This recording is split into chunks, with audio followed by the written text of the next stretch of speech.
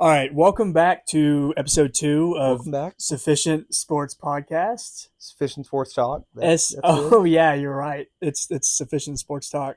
We're gonna dive right into it in just a sec, but really quick, just wanted to thank everybody that tuned in, watched the video, dropped a like, dropped a subscribe. It really means a lot. You know, we're just doing this for fun, and so we just think it's really cool that you guys give it a listen. Yeah, hearing people that want to listen. That's why we're going to keep doing it, and also because we find it fun. So I think we were at 27 views. Let's shoot for 28 on this one. Yeah, no, I think it's just really cool to just do this thing and it's fun. I mean, see what happens. Yeah, I just got some dinner, and we've just been talking football, watching a game from 3 weeks ago. Yeah, big old preseason game. Already knew what happened, but that's all right.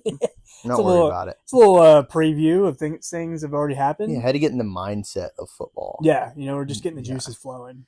Also, since there's no football on, so. Yeah, I mean, during that little dead period, but college football will start. I mean, I guess it's already started, but you got a big game tomorrow. You got Boise State and South Florida. Yep. And then, this weekend's the official start, so football is back. Oh, yeah. Now the podcast will actually be interesting. So we'll have things to talk about. It won't just all be hypotheticals. But, all right. Let's talk about some NFL news real quick. We got a lot of college football to talk about, but real quick, there's some couple NFL things that happened. We won't touch on everything because, me and Sam were saying we really don't want to report news. We want to give our opinion on news. Mm-hmm. But just, I don't know, let's start off with Adam Thielen. Yeah, this happened yesterday, August 26th. Yes. The Panthers traded Adam Thielen back to Minnesota, which I think is interesting because he was there for a long time. He was arguably the one. He was there with Stephon Diggs, and Diggs is probably the more flashy guy, but but whenever he was getting double covered, they always threw it to Adam Thielen is a consistent dude. Dude, I mean, I just like him. I think he looks cool too. Yeah, I think he looks like he's a cool white dude. He's like a country dude. Yeah, I just think it's interesting because obviously he was the certified one in Carolina. They drafted Ted McMillan this year, and so I think that would have been a cool 1-2 punch. But my main thing is more necessarily on the Panther side. Bryce Young, it's year 3 with him. It's looking like his breakout year. Hopefully, we think so. Yeah, we think he has good potential this year. I'm really high on Bryce Young. But I just think it's interesting to trade Thielen away, and then they also, as of a couple of days ago, cut Hunter Renfrow. So their receiver room is Ted McMillan, and then anybody who wants to step up, really. Yeah. There's Xavier Legette. I don't know how you say his last name. That's coming to mind right now, but I just thought it was interesting that they would trade him. I don't remember what they got back, but I don't know. They. You want to try and help out Bryce Young as much as possible, and to get rid of a dude as consistent as Thielen is just an interesting move to me. Yeah, and I mean, I think it was a great pickup for Minnesota, and it's going to work out for the better for them, opening up those options and like I said, throwing in a reliable guy. But and good for Thielen because he's going to a much better team. Mm-hmm. I mean, the Panthers could be something, but. I remember watching games last year. Any of the 2 times I tuned into a Panthers game, I was like, man, I just feel bad for him. Like, he's still giving it his all, but, ball's going over his head. He was out there trying. He was. So it's a great look for him. It's just, man, are the Panthers taking a step back with this is the real question. Really, so. I'm just concerned more so for Bryce Young. He's losing a weapon. I mean, Ted McMillan could be that dude. He looks like that dude, and I really hope that it might open up some more targets for McMillan. It might take Thielen out of Carolina. Taking him out of Carolina might open up a new thing where it's like, oh, all of a sudden our good slot guy is now not getting doubled and doing stuff like that. Yeah. So, I mean, it may open up a different aspect of offense for Carolina. That's us being hopeful. But yeah. Will it? I don't know. I don't know. Yeah, just a little last bit of NFL stuff before we move to college football. The other big thing that kind of happened this week, besides the contracts, which we don't really want to talk about the contracts just because it's like, hey, this dude got paid, Kyle Hamilton, Trey Hendrickson. I'm sure you're already getting ESPN updates on that. So like ESPN's hit you, Yahoo Sports has hit you, everybody reports if you're using us for breaking news, we're probably going to be a little late. Yeah, I was about to say that's interesting, but all right, cool. But the Browns traded Kenny Pickett to Las Vegas, and that's interesting because that takes some experience. Obviously, they're going to have to probably get rid of one of those quarterbacks. You can't. I mean, you probably shouldn't. Sure didn't think it'd be number 2 though. Also, yeah, but you probably shouldn't roll into the season with 4 quarterbacks. Yeah, one of them's going to be on the practice squad. Absolutely. So they trade him to Las Vegas. You're losing some experience. You know, he started in Pittsburgh, backed up in Philly, but he's going to Las Vegas. So now it leaves Joe Flacco on an island with 2 rookies who, if Flacco goes down, which that dude he's old. He's prone to. Yeah. He's very prone to. I mean, he's prone to come in and lead your team on a crazy win streak, but he could also go down. And like if that guy were to, horribly break his ankle or something, he's like retiring. I mean, he's not coming back from nothing like that. So if he goes down for good, then it's now all of a sudden they just have two rookies, and where are they going to go from there? I mean, that hasn't really worked out for the Browns in the past. It's been hard to work anything out with quarterbacks for Browns in the past, but I mean that's where quarterbacks go to die. I know, and I mean people were saying it's interesting. Dylan Gabriel and Shador. He's been hurt, and now Shador showed somewhat promising scenes in the preseason. But I mean, I don't know. What do you think was going on making a decision between Gabriel and Shador? I know Gabriel. He seems more like a well-rounded player, but yeah, I think Gabriel's probably the more NFL ready guy right now. Shador's got easily like more talent than Dylan Gabriel. Dylan Gabriel's ceiling's a lot lower, but his floor is a lot higher. Mm-hmm. I just think you've got to get rid of one of the guys in that room, and so I think Gabriel is Stefanski's guy, and then they drafted Shador on top of that. So if you're going to get rid of one of them, why not trade Kenny Pickett, who has a little bit of value, and get something back for him? Mm-hmm. So I just think that was probably the way they were looking to move. Yeah, I agree. And we were talking earlier too, and I'm sure that's hard because Shador is so built off of his fan base. And I mean, I don't know if there's ever been a rookie come in. There probably has, but there's not a lot of rookies that come into the league with this much hype and fan base around them already. Yeah, it's like a 6th-round pick. Yeah, exactly. Yeah. That's what I'm trying to say. Yeah. And so, there's probably going to be those freaking guys that love him that when Dylan Gabriel comes in and makes a mistake, they're going to, have the coaching for it. They're going to be calling for Shador. Yeah, they're going to be calling for it. So, I don't know. Interesting things happening in the Browns quarterback room, but might work out.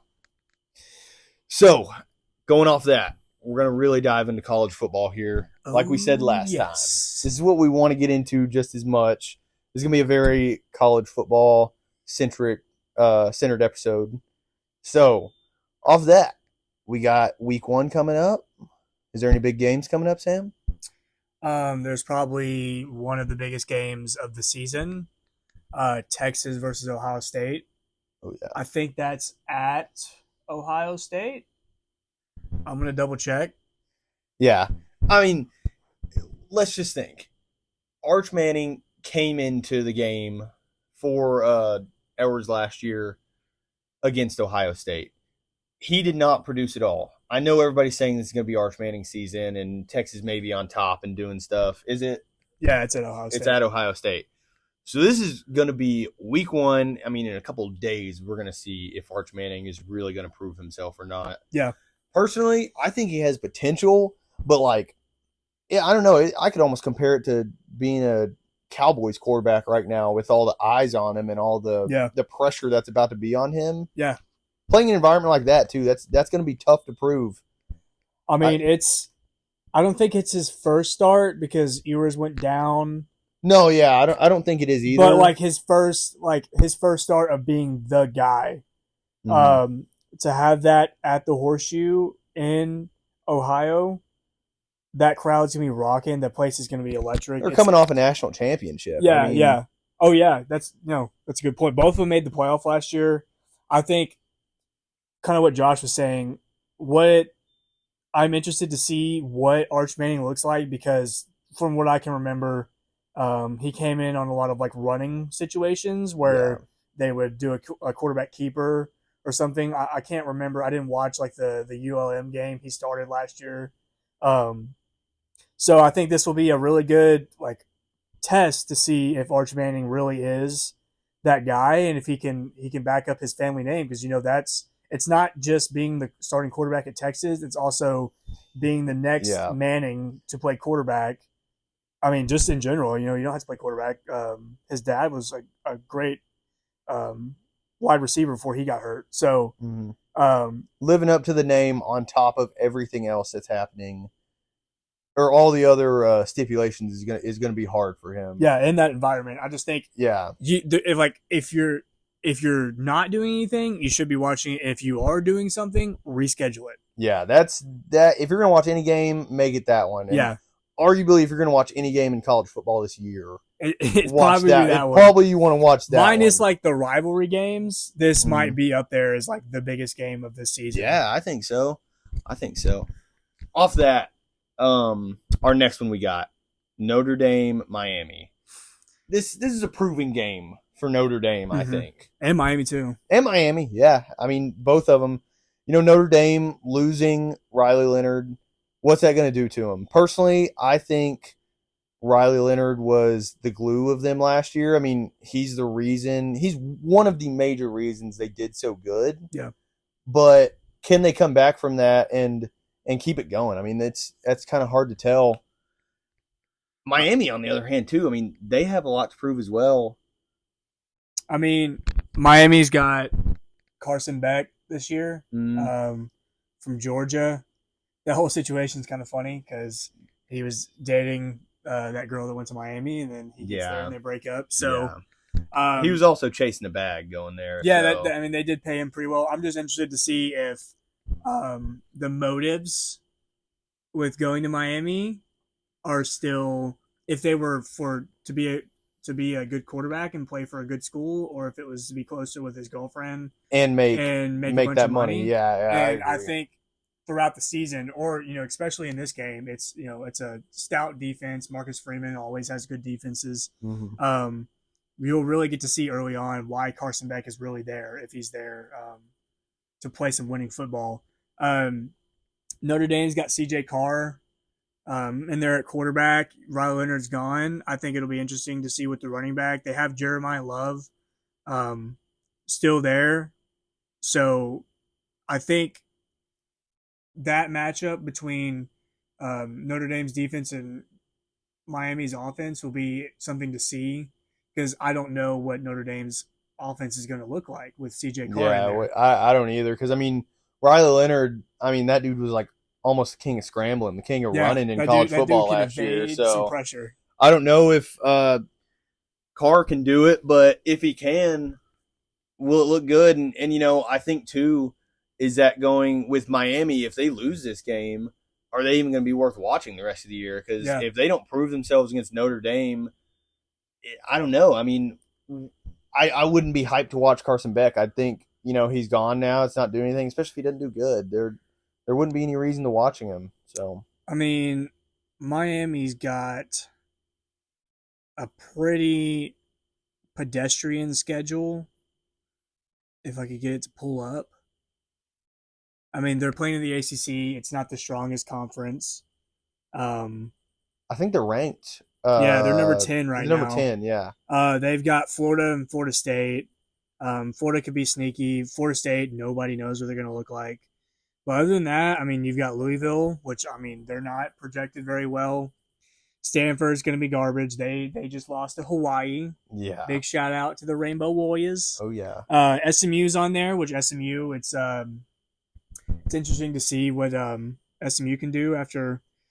Did they make the playoff last year? They went to the ACC game. the championship game. Yes, they did. SMU did make the playoffs. They did, and then it did not work out well for them. I mean, they're returning their quarterback and some other pieces on that team, but Miami's got a real just regular looking schedule. You know, you got Notre Dame to kick, and then Florida and SMU. I mean, if Carson Beck does show out and they do good, they could easily be a playoff contender just because they could have a crazy good season playing all these teams. I just wonder if it'll be similar to what they looked like last year with Cam Ward, as they were really good all year. They got a lot of buzz. They looked pretty solid, and then towards the end of the season, they had a couple slip-ups that ended up pushing them out of the 12-team playoff. Mm. So, you know, if you're Miami and Carson Beck, you really just have to make sure, A, you start out strong, taking down Notre Dame, a very solid opponent the committee's going to like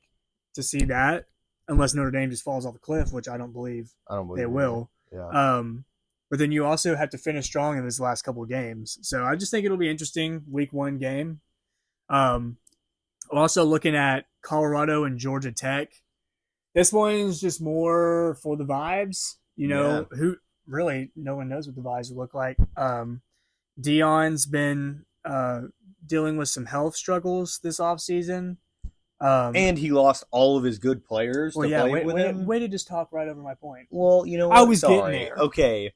The major thing about Colorado, they lost 3 of their superstars. Yeah. Is Deion even going to stay? Are you calling Shiloh Sanders a superstar? On that team, yes. He just got cut. He did just get cut. He also threw a punch. So well, that's why he got cut. I mean, if I get to the NFL, I'm not going to throw punches. Yeah, well, I mean, you don't really look that type of dude that would want to go out there and fight. So, hey, I'm a runner. I'm a runner. I can stand my ground, but if someone's coming after me, I'm gone. Okay. He's more of a corner 3 specialist, everybody. I am a corner 3 specialist. But yeah, really, I just think it'll be interesting. It doesn't really matter who Colorado's playing. It's Georgia Tech. Georgia Tech's wasn't that bad last year. They took Georgia to the absolute brink, and that thriller at the end of the season. Is it Haynes King? Yeah, Haynes King. And, you know, he led him pretty far last year. I mean, pretty much Texas A&M taught him everything he knew, and all he could do was break his ankle or whatever he did while he was there. So he could still be good while he plays, but yeah, he could be leading a Texas A&M team right now to go even better. But yeah, well, I mean, it would be same old, same old. I just think, really, like I said, this is more of a Colorado. See what they look like. Yeah, what's it going to be without Travis Hunter and Shador? And if Deion is a good coach, or was he riding off of some good players? Which, you know, one game's not going to determine it, but it is just interesting to see what this game could hold. Georgia Tech's a good opponent to prove yourself and make known that you're still here to play. Yeah, Georgia Tech's going to beat somebody week 1. They're pretty solid. They're consistent, so it's not a bad win to have on your resume. Yeah, absolutely. Off of that, the next one we got maybe worth watching. A little Utah versus UCLA. Why not? Yeah. Honestly, this is mainly for UCLA quarterback Nico Iamaleava. Love him. Love him. Do you love him? Nah, I don't should I DM him and tell him that you love him? No. I bet you wouldn't make it through also to him. Yeah, right, dude. Oh, you got connections like that? I guess. That's why we have 6 subscribers. Yeah, I mean, maybe one of y'all know him, and y'all could let him know that Josh he has potential. No, he has potential. He has potential to be good at UCLA.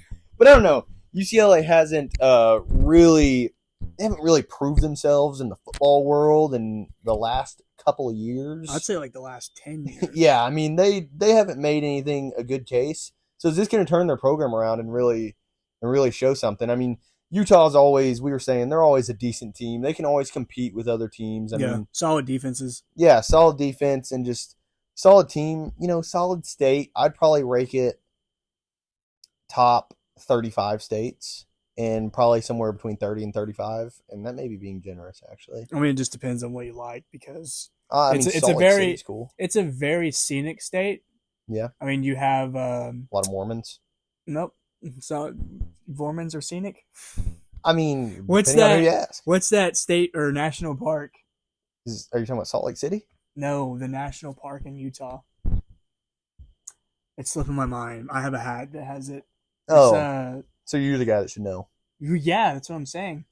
I'm gonna look it up. Anyways, Utah, they have a cool.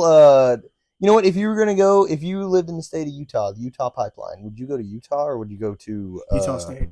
Utah State. Okay, not where I was about to go with that, but I think I'd pick Utah over. Oh my gosh, BYU.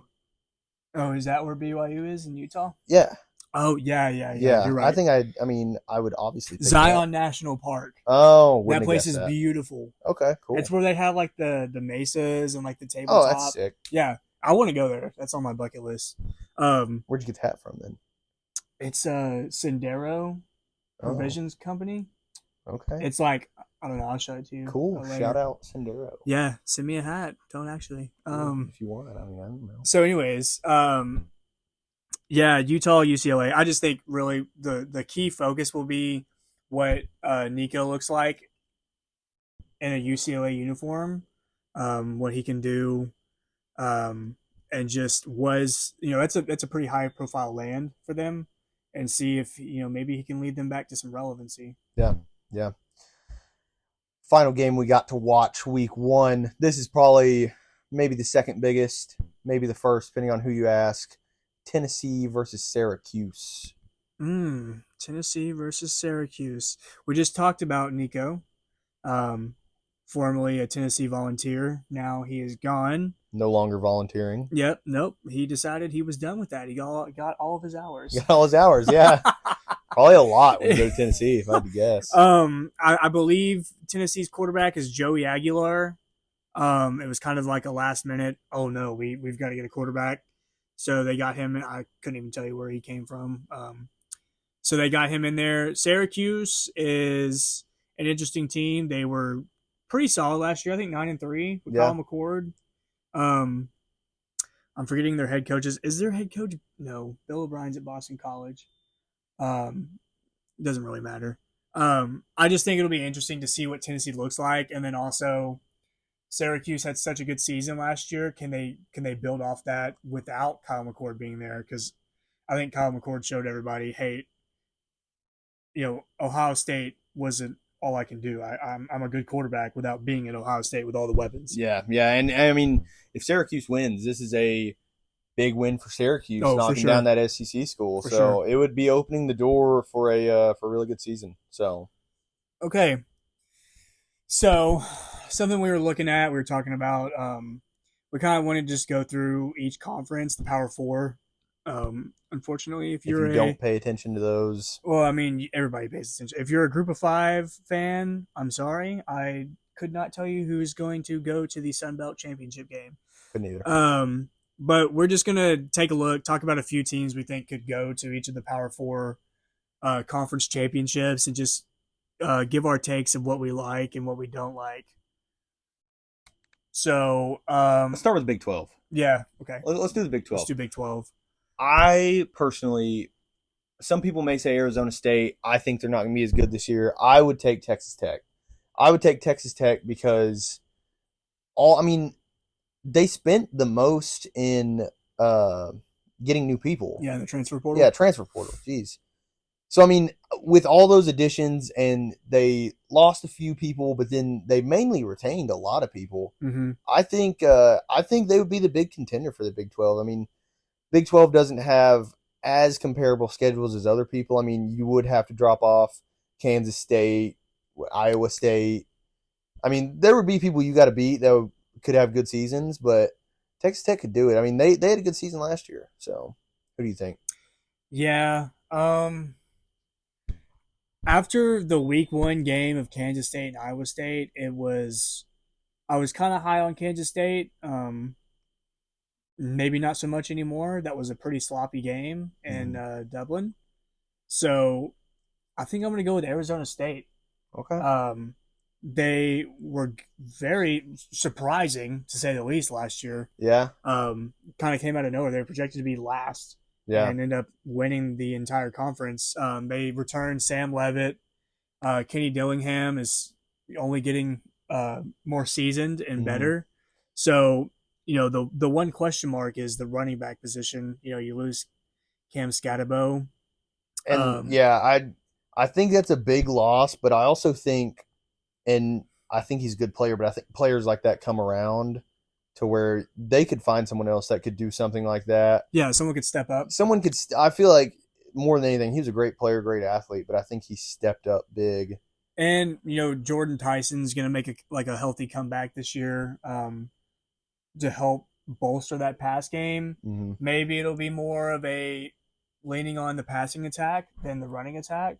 Yeah. But like Josh has said, someone could step up and really make a name for themselves in this offense. So who knows? My pick, Arizona State. That's fine. I'll take that. Off of that, you want to do the ACC? Yeah, let's do the ACC. Let's do the ACC. I think the big debate with the ACC is either Clemson or Miami. Yeah. Sleeper pick, North Carolina. Dude, yeah, North Carolina. Look, I think Bill Belichick. Mm-hmm. What enough said. What's his track history? I don't know, like 7 Super Bowls? Yeah, something like that. Yeah, something slight. Something slight. So, can he bring that over to the college level? I think it'd be cool, so cool to see. They got Max Johnson at quarterback. He's a very seasoned player. He's played for A&M. He's played for LSU. He has those SEC games under his belt. Yeah. It's a perfect quarterback for Belichick to be stepping into. I don't know how he would do bringing in, a young quarterback that's, let alone not even used to the NFL, but used to college. That could be a good run for North Carolina. But also, look at North Carolina's program in the past. Hasn't been the best. Had its ups and downs. The real debate between me, though, is Clemson-Miami. Yeah, also, I just wanted to, I was looking at SMU. They were there last year. Ended up losing to Clemson, but they're returning a lot of players, especially their quarterback. And so I think it'll just be interesting, but really I think it really just boils down to, like you said, Clemson and Miami. Mm-hmm. Both have very experienced quarterbacks. I kind of like the edge more on Clemson just because Cade Klubnik's been there his entire career. Yeah. He's very familiar with the offense they want to run. He knows how his coach kind of operates and what they're looking for. So for that reason, I feel like Clemson is just more of a surefire pick. Yeah, it seems like the obvious one unless Miami just comes out swinging. Yeah, and like we said earlier, if Miami can take down Notre Dame week 1 and then keep rolling, then we could be biting the bullet and being like, we were wrong. Mm-hmm. But I just think Clemson. Who knows? Who knows with the ACC really? Well, let's save the SEC for last. Okay. I think let's do the Big Ten because we're SEC guys. Yeah, we can talk about that. Dude, for the hour, SEC is a lot hard to talk about. So, we're looking at the Big Ten. There is really 3 teams. Mm-hmm. We already touched on UCLA, so we kind of don't want to add them. Plus, I don't know if UCLA, overall talent wise, can really match up with the top 3. Yeah. And Michigan's in there, but I don't know with a freshman quarterback. Let's just for purpose of this podcast, we'll leave Michigan off the list. Yeah, and they're cheaters. Yeah, so we don't really talk cheaters. Yeah, we don't mess with cheaters actually. Ohio State, Penn State, Oregon, the big 3. The obvious choices. If I had to sit down knowing what I know now, I'm probably going to pick Ohio State. I think Penn State could be a close second, but I think it's a good second pick. Yeah. I'm really feeling Penn State this year. I hope so. I think they're sick. Yeah. They have a lot of guys coming back. Drew Aller, Katron Allen, a few notable names. I think they're looking really good. It's just the track record with Penn State. They historically just don't get it done. Yeah. Oregon's in there. I think it's interesting. They've never won a natty. Year 2 in the Big Ten.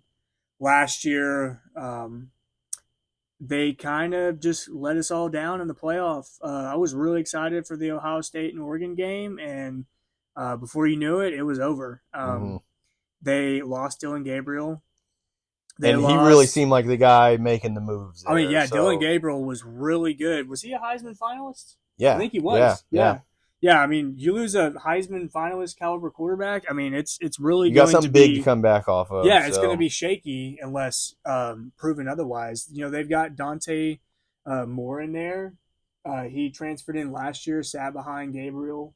He's from UCLA, 5-star quarterback. I think it'll be interesting to see what he can do in the offense. They still have names like Evan Stewart out there at receiver. Oh yeah, Yeah, seasoned guy. yeah, Big East too. Yeah, Who knows with that guy? they have potential. It's just can that quarterback position really step up? And if they could, I could see a similar run to last year where they do great. And I then think Dan Lanning's one of the most.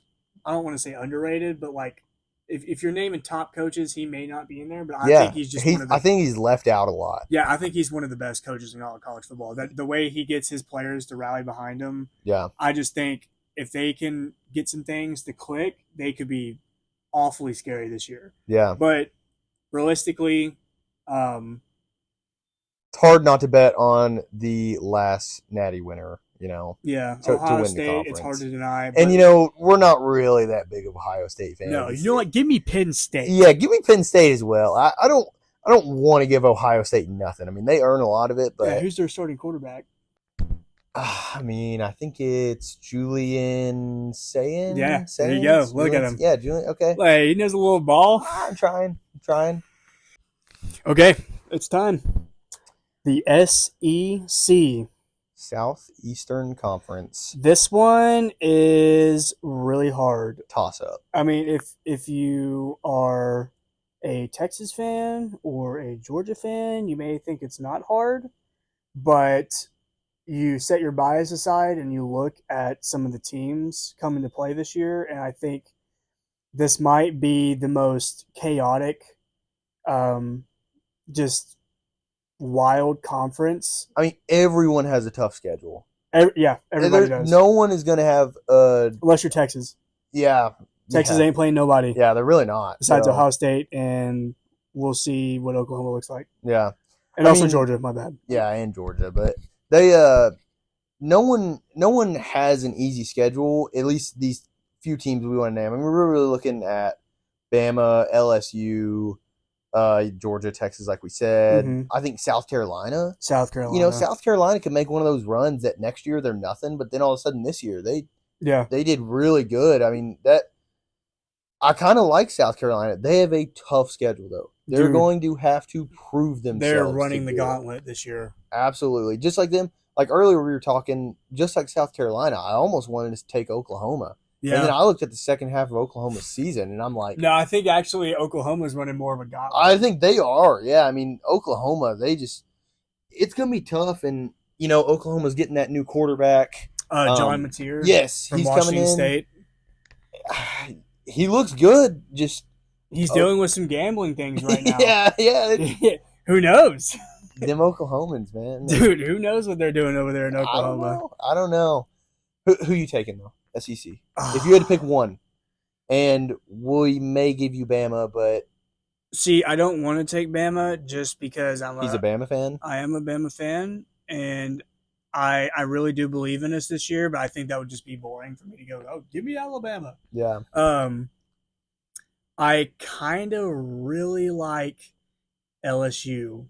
Brian Kelly is a good coach. Jury's still out on a great coach, but he knows how to win football games. He's got a returning quarterback who aired the crap out of the ball last year. Yeah. Nussmeier is good. He's not good. He's great. He is great. We're gonna see him in the NFL for sure. Yeah, on a good team. Eventually. He could be, in December looking at a Heisman finalist spot. I think so. It just really depends on if they can support him with any type of running game. Last year, it was pretty dry out there in the running back position. They have Barrion Brown transferring from Kentucky to kind of bolster the receiving room. But and he did good stuff with Kentucky, too. Yeah, they had some good upsets. He was very good. Kentucky was sneaky. Yeah, he was the glue of that team, you could say. I mean, he really showed out for them, and yeah, I don't hate your LSU pick. I just think, like I said, if they can get a running game and support Nussmeier and he's not airing the ball out 50 times a game. Yeah. And also, another big question mark is their defense. Mm-hmm. I think it was better than years past last year. 2 years ago, it was absolutely atrocious, and that was a big flaw with the Jaden Daniels team. Yeah. Because, Jaden Daniels won the Heisman, and they should have been better if their defense could. Yeah. They lost them many games. Yeah, their defense was like a sheet of paper out there. Yeah. Put us out there, man. Yeah, come on, bro. Let me play defensive tackle. Yeah, we can do tackle. I'll get in Mike linebacker. I mean, so I'll see where it's going. I don't know if I can bring him down, but I'll see where it's going. Yeah, I like LSU just as a non-homer pick. Obviously the homer man, let's go Bama, but if I'm going to take somebody, I want to shake it up, go LSU. Yeah. I think, as much as it hurts me to say, he's going to do it. He's going to do it. What do you think? Texas? Yeah. Oh, he's going As much as it hurts me to say, Texas has maybe the easiest schedule that an SEC team could have, which would lead them to win it, but because I screw Texas and don't want them to do it, I'm taking South Carolina. Oh, he switched it up. Arc season where they show out.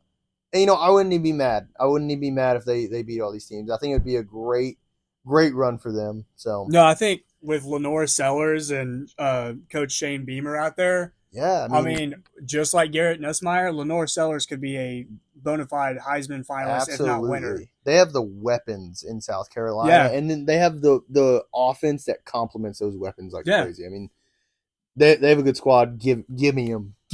Okay, I like that pick. So speaking of winners, how about we do some disappointments? You want to do that? Been there. Of course. Been there. Yeah, let's talk about some, I don't know, college football teams that would disappoint us. Yeah, I mean, this is a lot of fun because this is only, quick disclaimer, this is only the AP Top 25 as of August 27th. Yes. 2025. Yes.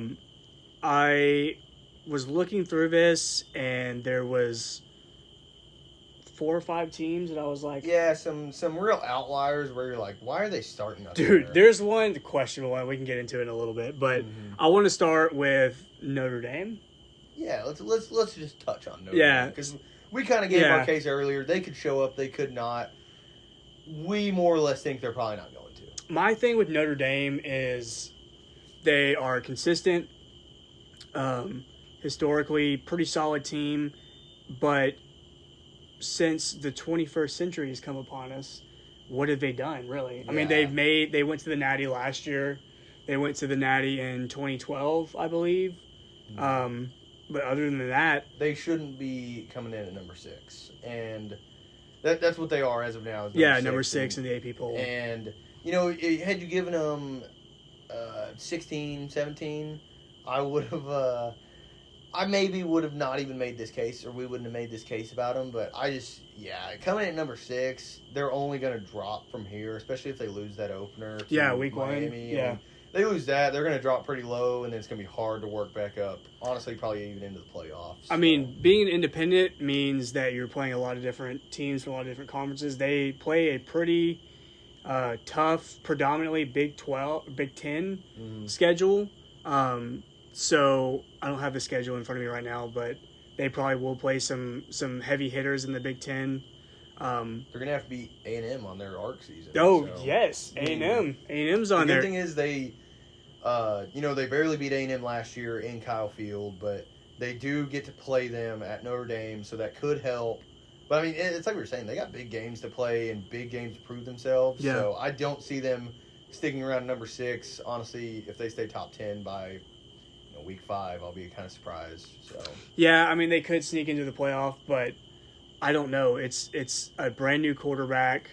They still have Jeremiah Love, but I'd just be curious to see what they look like week 1. And if they lose week 1, don't look good, then it's not looking good for the rest of the season, really. Disappointment. Okay. Off that. Here's a big one. Here's a head scratcher. Yeah. What has Illinois done to be ranked number 12?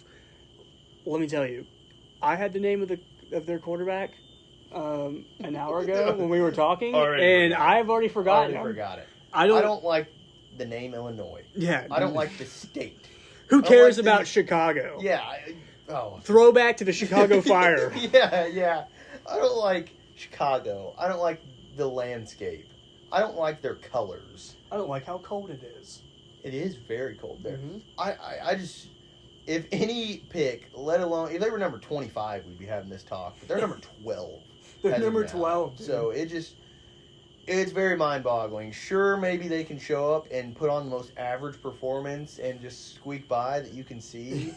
And if we have any Illinois fans watching, you probably won't watch after this. Yeah, but, yeah. Hey, kind man, of turning you off. I don't know why y'all are here. So yeah, what are you doing watching our podcast? But if you are watching, please continue to watch. Thanks. We appreciate it. If you do, let us know. We won't dog Illinois so much. Because I talked about Chicago. We talked about Chicago last time. We did. So, we dropped the Chicago Fire. Illinois, apparently. Okay. Anyways, yeah. Let's go to the next one. I think we got Florida. Number 15, Florida. Florida Gators. The Fighting Tim Tebows. Yeah. Hey, let's hit a Tebow real quick. This is audio only, but we are Tebowing. That was a Tebow break. We are Tebowing. So, Florida last year, they ended up going 6-6. They kind of finished the season out strong once Graham Mertz went down and DJ Lagway took over. This season, it's the last year of Billy Napier's contract, and if they do not perform, he will be gone. And I just think the odds are that they're going to disappoint rather than surprise us. They do have DJ Lagway. They could go on a run, but they have the SEC schedule. They have to play Florida State, Miami, and I don't know. I just think it's been a lot of mediocrity to below average play under Billy Napier, and so I'm kind of looking at Florida to disappoint, even though they have a bona fide superstar at quarterback. Yeah, I think number 15 going into this was a little too high for them. And it's all based on just like, oh my God, Florida could be really good. Yeah, exactly, and that's why we're talking about teams at this point, because they're high likely one of them. I really think so. Yeah. Last one we got. Let's go number 20, Indiana. You know, I don't know. I think Indiana should stick to basketball. I think they should. You think so? Nah, that's kind of a harsh take. But, you know, they have a good defense every year, and they kind of show up defensively and can every now and then hold some big teams to low scores and beat them. Yeah. But, you know, they could easily have just a negative schedule next year, and you wouldn't think twice about it. I just think looking at last year, I mean, they made that run to the playoffs. Mm-hmm. I think it'll be really hard to replicate that. They lost Tanner Rourke. They're bringing in Fernando Mendoza from Cal. It'll be interesting to see what that looks like. Not really known for big quarterback development in Indiana also. Yeah. I mean, they brought in... Is he going to show out, or is he going to be kind of like everybody else that's been there? Yeah, I mean, Tanner Rourke was all right. My big thing last year, they made the playoffs. They were 11-1, I believe. Mm-hmm. They did not have a single win over a top 25 opponent. Preach. And, yeah, come on. I don't know. I simply don't know. With a different quarterback, I mean, it could have been just a lucky draw, a match catching fire last year. Mm-hmm. Kurt Cignetti's a pretty good coach, but I just don't know if he can replicate that type of run again. Yeah. It's kind of like what we were saying South Carolina might have this year. Yeah. Is what they probably had last year. Yeah. And to replicate that 2 years in a row, the track history is not there. Yeah. Football, I mean, it's a hard thing to do. Yeah, definitely. Well, we should do some hot takes. Dude, did you, what was that guy? Raja Jackson? Did you see that? Yeah, dude, I did. Dude, that was crazy. Dude, that entire situation is wild to me. I just think it's messed up, and, we're not, like, big wrestling fans or nothing. I mean, I think they're great athletes, but, I'm not like, Triple H, he's doing it all. Yeah. He's doing, that's not foaming necessarily at the mouth for the WWE. It's cool, but, like, I don't know. There's, it obviously, I mean, did you see the stuff with them talking before the match and everything, and, what's his name, Psycho Stu, he's messing with him, like, in the most wrestling type way. I yeah, feel like acting, messing, calling them names, hitting a beer can on them. It's like that. Don't get into that if you don't expect stuff like that to come to you. Especially, he knew he was on camera, so. Yeah, I mean, this is wrestling. It's staged, and I just feel like staged. Yeah, it's staged. No, okay, well, sorry. Your face was pretty convincing. Okay. If you're gonna do a wrestling event, I think either the promotion needs to make sure it's clear, hey, this is not real, or the performers themselves need to communicate and say, hey, here's what I'm gonna do. If this is not cool, then let me know. But yeah, they had some words, and they were doing this before the show even started. And the Psycho Stu guy, he crushed a beer can on Raw Jackson's face, and from everything I've seen, that really got him going. That was like the tipping point. And see, like, he got in there and beat his face in. Like, yeah. He over the body slammed him. Oh, it looked horrible. And then started going in on him. It was a hard watch. And it's like, I think, this is really testing my history, but like when Floyd Mayweather was boxing Big Show. Yeah. It was like that was Floyd Mayweather accidentally popped him in the nose, and then they were going. He broke his nose, and then they were fighting. They were mad. Yeah. That's completely different versus being like, oh, this guy made fun of me, he pissed me off earlier. I'm gonna literally break all of his face bones. Yeah, I mean, Stu guy is literally in the hospital in critical condition. Yeah, I mean, that's horrible. He's facing like life in prison or something. Yeah, I mean, this is like, attempted manslaughter. It's premeditated. Yeah, the clips from the stream like clearly show like he's streaming this entire thing. The Raw Jackson, he's streaming because he's a streamer. He's filming all of this throughout the show, and he's literally telling his chat like, "Oh, I'm gonna beat his face in." And he thinks this is fake. He thinks this is funny. I'm gonna show him. I mean, this is the son of Rampage Jackson. Raja's been trained by his father to be a legitimate. The genetics are there. Yeah, and he's an expert in martial arts, and these wrestlers, they are. I mean, this Stu guy was a retired veteran. Yeah. And he was using wrestling to cope with PTSD. Yeah, and you probably just ruined it for him. Yeah, he probably has more PTSD. Thing. I mean, he's going to make it. I mean, I hope he makes it through. Yeah, and all prayers to him, for real. He needs to sue for emotional and sue for physical and everything. I mean, he needs to get paid for that because that's terrible. That's off topic, but... I just think it's we're wild. kind of passionate about that. That kind of really pissed me off seeing that happen. So. I mean, it's unfortunate. You hate to see that happen to anybody, but we'll keep y'all covered with this story. It'll be like a little running thing. I know. We'll keep invested in it because that kind of hit home to us. So okay, let's close this off. You want to do some hot takes? Let's do some hot takes. Some hot takes. We need a soundboard. Should we get a soundboard? You're paying for it. No. Just imagine there's air horns and sirens, everything. Hot takes. Okay. Hot take number 1. This one is pretty hot. Texas A&M will win the SEC championship before Georgia. Now look, I'm not saying this year.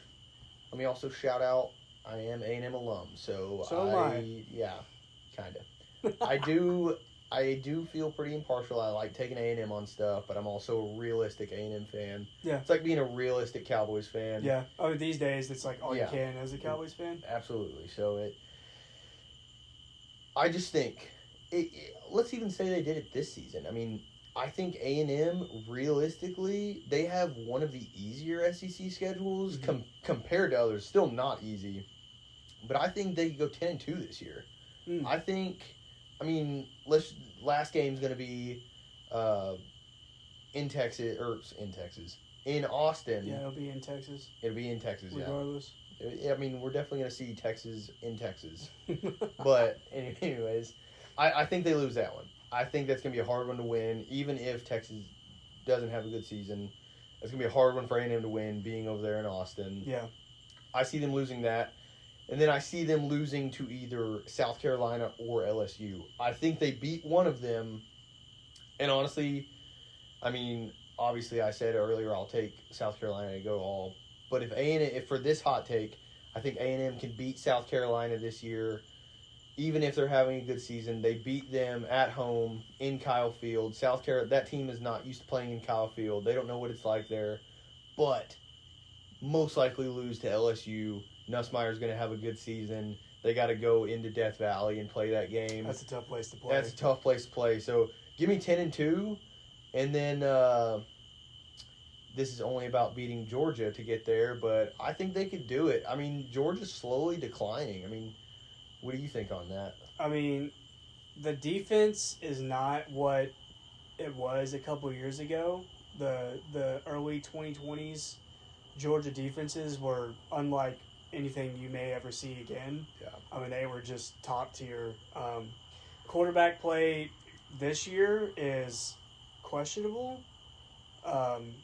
He's slipping my mind. What's the quarterback's name? Is it Gunnar Stockton? Yeah.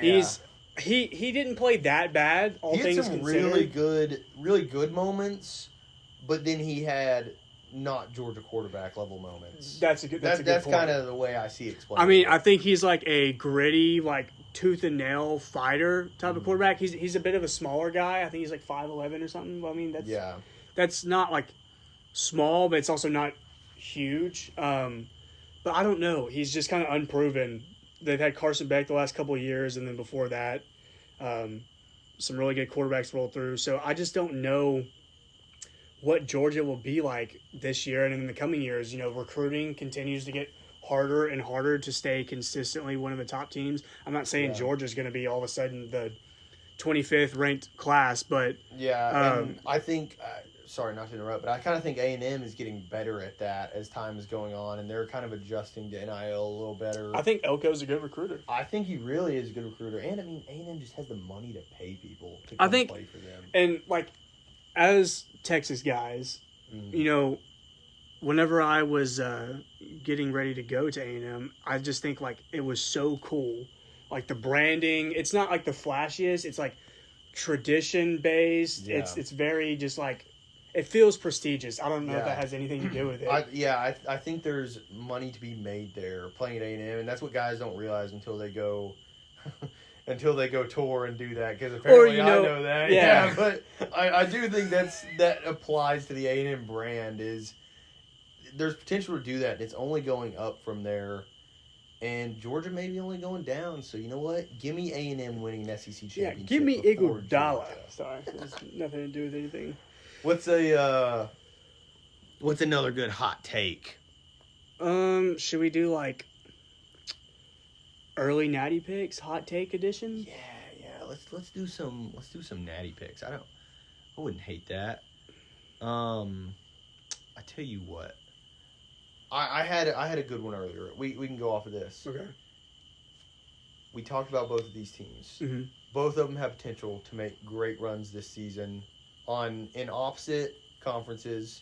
Mm-hmm. These teams could easily see each other. Yeah. Give me Miami, Carson Beck starting out, Carson Beck, going undefeated. Give me Miami. Undefeated? Maybe not, but give me Miami. Okay. Give me South Carolina. South Carolina. There he is. I would love to see that matchup in the Natty. I think that's two teams. Miami's obviously had their great years going there. I mean, they were one of the best teams through the 80s. It was the team to watch. The U. Yeah, the U. I mean, that's where Ray Lewis went to college. Jimmy Johnson. How about them Cowboys?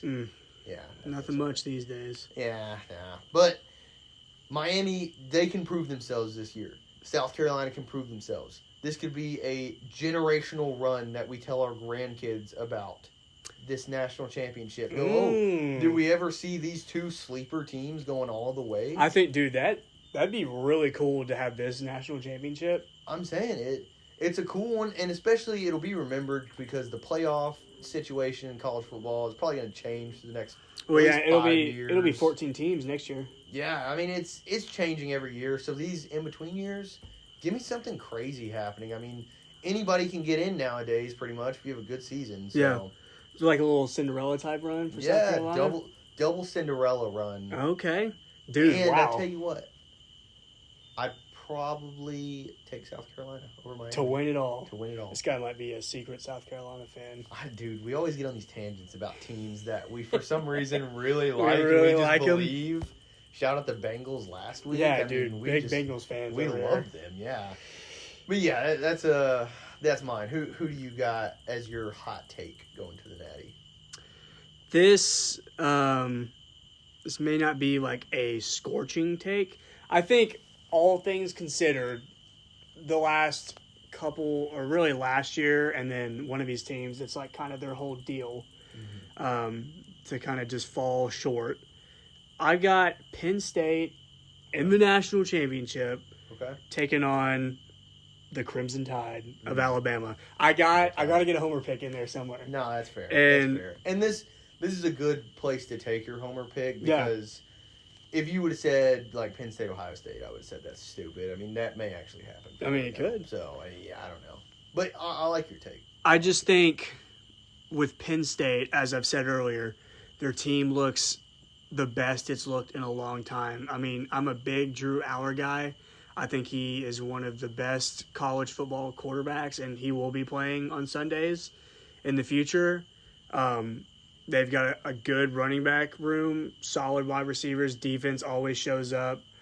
James Franklin, come on, dude. I mean, at some point you got to pull off the big one. I just feel like they've got the talent to go all the way if they just lock in. And I don't know why I'm sitting here telling them to lock in. Yeah.